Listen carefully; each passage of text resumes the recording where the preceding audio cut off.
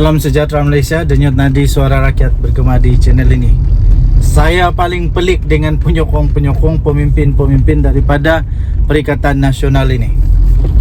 Entah apa yang dorang nampak daripada Papagomo Se-Azri ini. Entah apa yang boleh dorang nampak. Dorang rasa dia best sangat. Dorang rasa dia ni hebat. Sampai dipanggil pula buat ceramah. Tak tahulah apa yang ada pada Papagomo. Yang kita tahu sekarang ni Papagomo sudah didakwa kerana menyentuh kes-kes 3R. Dan saya ingat lagi, kalau anda masih ingat juga ramalan-ramalan Papagomo yang semua tersimpang, sesat di planet Marik, planet Pluto. Katanya dia dia ramalkan kejatuhan kerajaan Madani. Rupa-rupanya yang dia ramal itu semua salah. Bukan je salah, selepas dia ramal, tak lama lepas dia ramal, rupa-rupanya yang terjadi apa ya tuan-tuan dan puan-puan, pemimpin-pemimpin, calon-calon wakil rakyat daripada Perikatan Nasional pula tiba-tiba sokong Datuk Seri Anwar Ibrahim, kerajaan Madani. Bukan yang kerajaan yang jatuh, bukan kerajaan bertukar kah, jatuh kah seperti yang diramal oleh Papagomo ni. Tapi apa yang jadi makin kuat pula. Tapi yang peliknya, walaupun ramalan yang tak kena pun, PN tetap panggil Se-Azri beri ceramah pada kempen PRK KKB. Saya tidak pastilah orang mau percaya lagi kah cakap dia ni. Ramalan dia semuanya meleset. Menerusi platform X, Malay Digest, Papagomo dikatakan yakin bahawa Perdana Menteri Datuk Seri Anwar Ibrahim sedang berada dalam ketakutan akibat kehilangan majoriti dalam Ahli Dewan Rakyat. Apa hilang pula? Baru satu je pun. Satu saja pun. Itu pun Syed Saddiq. Syed Saddiq je pun. Lepas tu apa yang jadi? Syed Saddiq satu, yang sokong Datuk Seri Anwar Ibrahim berapa? 5 atau 6 orang. Itulah yang jadi. Takut apanya? Inilah, saya pun tidak pasti apa lagi dia punya taktik kali ini. Beliau mendedahkan sebelum ini, beliau pernah meramalkan kejatuhan kerajaan Pakatan Harapan 1.0 pada tahun 2020, dan sekali lagi meramal jajaran baru politik UMNO PKR DAP pada tahun 2021. Tapi semuanya tidak jadi. Okey, jadi tuan-tuan dan puan-puan yang dihormati sekalian, tidak pasti apa yang ada pada Se-Azri ini. Kalau saya secara peribadi, saya susah sudah mau percaya cakap dia, sebab selalu kena dengan fitnah. Berapa kali sudah dia kena saman fitnah, dan kali ini lagi paling teruk di dunia lah, sebab didakwa kerana menyentuh 3R. Ini dia berkaitan dengan Agung pula tu. Jadi memang pelik bin ajaib lah, kenapa Perikatan Nasional memanggil dia untuk berceramah. Entah apa yang dia cakap waktu ceramah pula. Harap-harap dia tidaklah melakukan apa-apa lagi provokasi kah, tidak melakukan lagi apa-apa fitnah kah, apalagi untuk memburuk-burukkan Agung, institusi diraja. Harap-harap Papagomo tidaklah menunggang 3R. Harap-harap jangan tunggang 3R. Nanti kalau kena tangkap, jangan pula cakap ini salah Anwar Ibrahim. Sebab sudah diberitahu jangan tunggang, jangan tunggang 3R. Kalau tunggang juga, ambil mo, rasakanlah dia punya akibat. Jangan pula marah kalau kena tangkap. Kalau kena siasat, jangan pula marah. Tanyalah diri sendiri kenapa kena siasat, baru langam, ya tuan-tuan dan puan-puan yang dihormati sekalian. Jadi adakah anda rasa dengan kehadiran Papagomo ni menaikkan lagi peluang untuk menang, untuk Perikatan Nasional? saya pikir tidaklah membawa banyak impact, apatah lagi Papa Gomo ni dia punya dia punya credibility sekarang ni sukar untuk dipercayai sudah. Dan dia pula sudah kena dengan kes yang berkaitan dengan Agung Raja Melayu Islam di Malaysia. Jadi tuan-tuan dan puan-puan yang dihormati sekalian, kita tengoklah apa keputusannya nanti.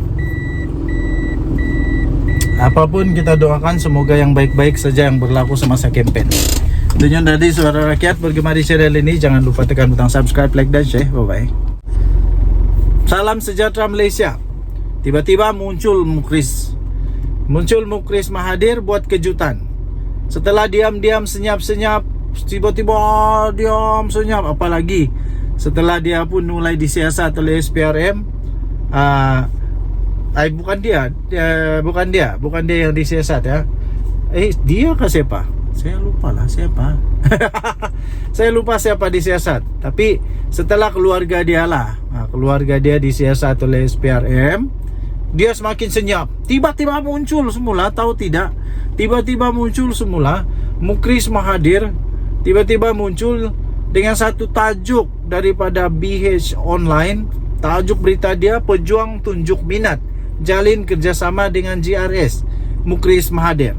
Kata Mukris Mahathir, saya pikir JRS kena fikir panjang dalam-dalam, kasih pikirlah dalam-dalam, jangan pikir pendek, pikir dalam-dalam. Perlukah untuk bersama dengan pejuang ini? Parti Pejuang Tanah Air, Pejuang menunjukkan minat untuk menjalinkan kerjasama dengan mana-mana parti daripada Gabungan Rakyat Sabah JRS. Saya nak beritahu kepada JRS, saya mau bagi tahu JRS lah, wahai JRS, jangan terima. Kalau saya jangan terimalah. Kenapa mau terima?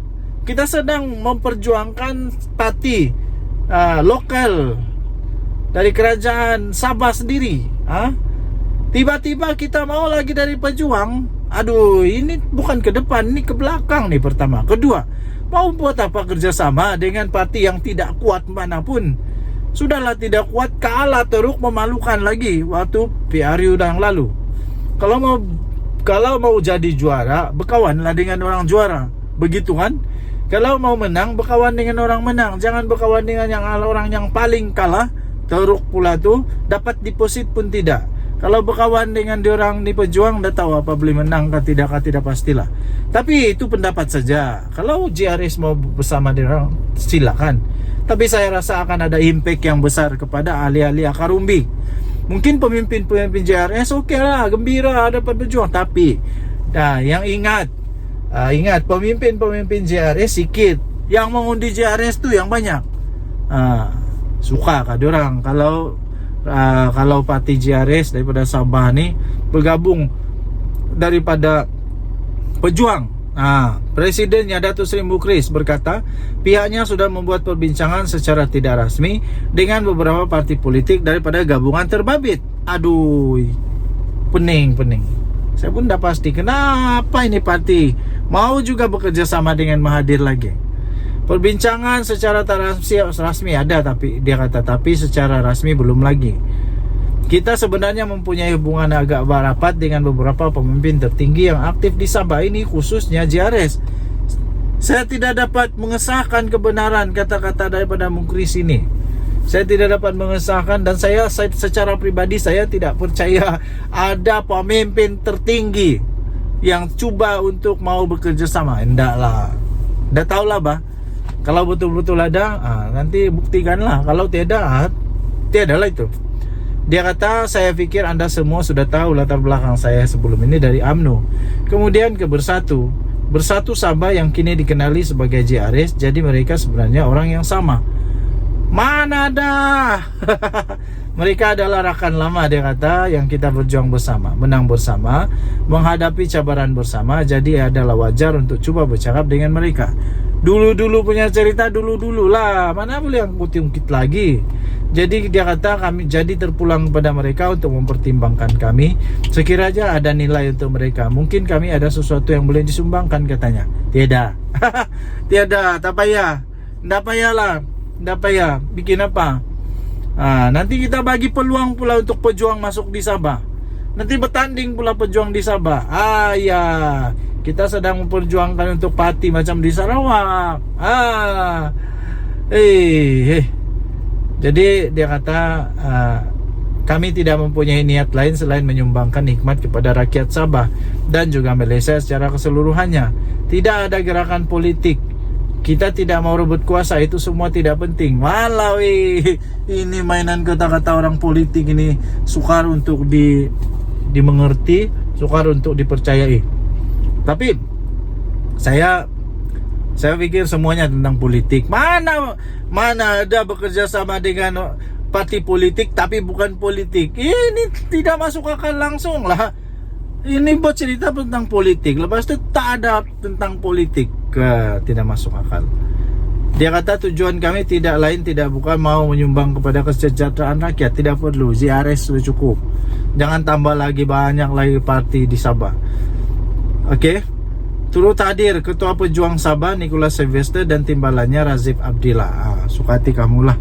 Kalau kamu mau juga itu suka hati kamu. Tapi bagi saya cukuplah ada JRS di Sabah. Cukuplah parti-parti yang disambal lagi sudah ini. Jangan lagi kasih tambah. Dan tadi suara rakyat bergema di channel ini. Bye bye.